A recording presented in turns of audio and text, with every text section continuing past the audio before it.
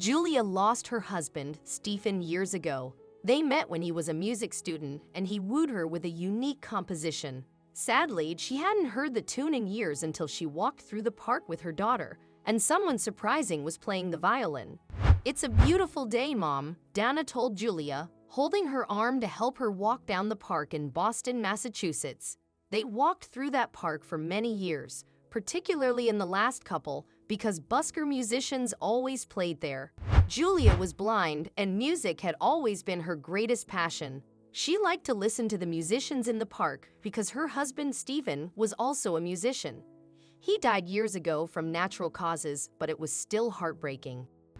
Stephen had been a student at the New England Conservatory of Music, specializing in piano and composition. Meanwhile, Julia took lessons at Boston University as they had an excellent program for the visually impaired. They met accidentally and Stephen fell in love immediately. Julia wasn't sure about it at first because of her blindness, but eventually Stephen wooed her with a particular composition he made just for her, and they started dating. They got married, had Dana, and lived a wonderful life together.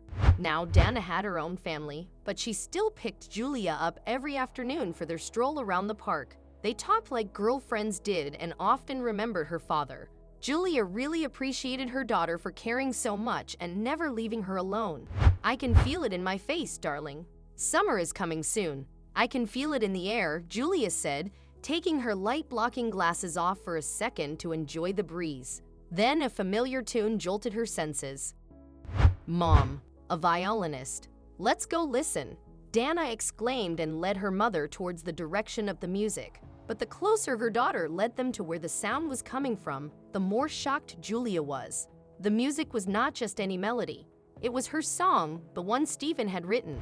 Julia would never forget that tune in a million years. They danced to it at their wedding. Stephen played it for her almost every night of their marriage. Even if she had not heard it in years, she would recognize it anywhere.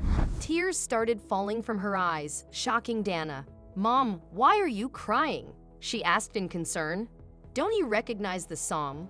Julia replied, smiling brightly despite the tears on her face. "What? No. Wait a minute." Dana listened, and finally she understood. "It's your song, the one Dad wrote." "Yes, it is," Julia said, and they both stood in silence to listen to the music. When the tune was finally over, Dana couldn't help her curiosity. There was no way a stranger could have just played it. Stephen had written it, and only their close family and loved ones had ever heard it. She dragged her mother towards the musician. The violinist was a beautiful woman who smiled at Dana and Julia. "Hello there. That song was amazing. Can I ask where you heard it?" "Hello, thank you." Well, I've known this song for many years. All my life, really," the musician responded as she kneeled and packed the violin. "But that's impossible," Julia whispered, making the woman stand up and stare at them with her brows furrowed.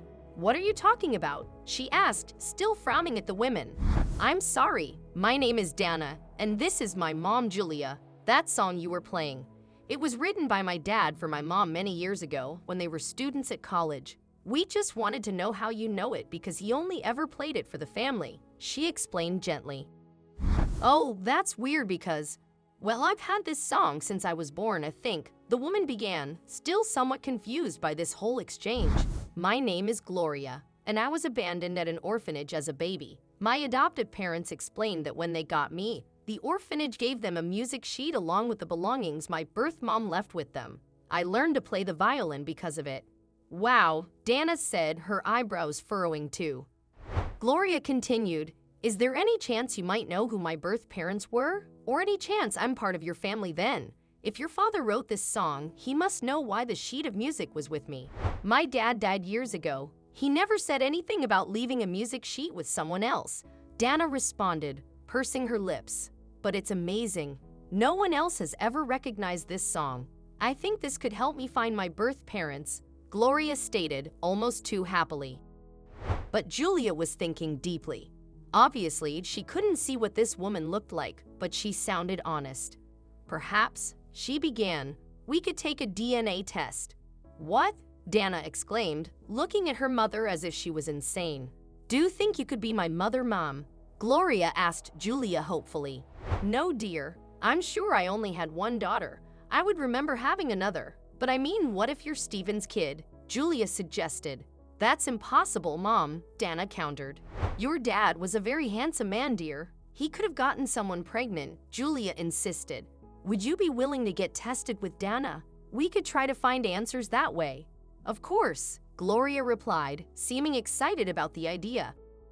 Dana and Gloria got tested to see if they matched, and they also got an ancestry kit from the internet to see if anything popped up. The test revealed that they were most likely half-sisters, which shocked them greatly because it meant that Stephen had fathered a child, and they didn't know if he knew about Gloria at all. But more surprisingly, Gloria matched with a woman named Sarah on her ancestry kit. They got her phone number from the database and scheduled a FaceTime call with her. At first, they explained everything, including how they all met because of the song, and then asked if she knew anything about it. The woman breathed a long sigh, looking at Julia through the screen. If you know that song, that means you met Stephen. Well, he was a charmer. He wrote songs for almost all of his girlfriends. He told me he wrote that one for me, but I don't know if that was true. Julia's mouth dropped open, but she wasn't angry. She found it funny and almost snickered on the call. Dana smiled too, thinking about her cheeky father, but Gloria wanted to know more. So you are my birth mother? She asked. Yes, we broke up, and later, I found out I was pregnant.